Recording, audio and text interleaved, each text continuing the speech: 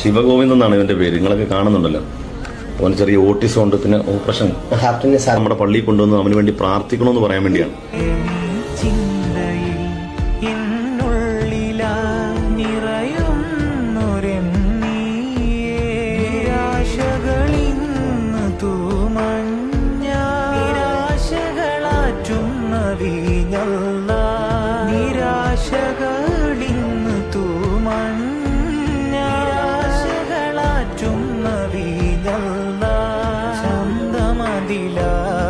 മഴ നനയാ ചാരെ അതിലെന്റെ കഥ